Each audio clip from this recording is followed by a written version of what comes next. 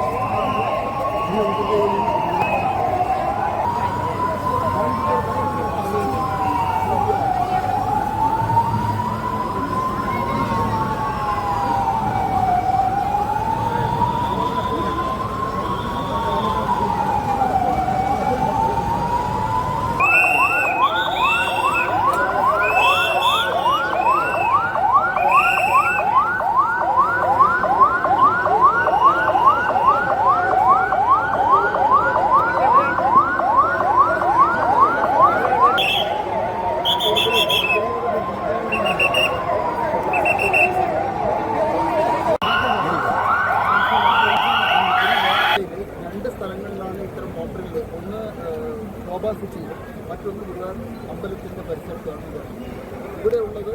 ഒരു കാഷ്വാലിറ്റി സംഭവിച്ചാൽ എങ്ങനെയാണ് ഇവിടെ നിന്ന് ഇവാക്വേഷൻ എന്നുള്ള മാത്രമാണ് ഇവിടെ നടത്തിയിട്ടുള്ളത്. ഇനിയും വരും. നമുക്കറിയാം, സർജിക്കൽ സ്ട്രൈക്ക് നടന്നുകൊണ്ടിരിക്കുകയാണ്. ഏത് ഭാഗത്തും പബ്ലിക്ക് കൂടുതൽ അക്യുമുലേറ്റ് ചെയ്യുന്ന ഏരിയയിൽ ഒരു അറ്റാക്ക് നമുക്ക് ഏത് സമയം നമ്മൾ വിജിലൻ്റായിരിക്കും. അതിന് വേണ്ടിയിട്ടാണ് നമ്മൾ ഈ ഒരു പ്രോഗ്രാം കണ്ടക്ട് ചെയ്യുന്ന ഉദ്ദേശം തന്നെ. നിങ്ങൾക്കറിയാം ഇപ്പോൾ ഇവിടെ നടന്ന എന്താണെന്ന്.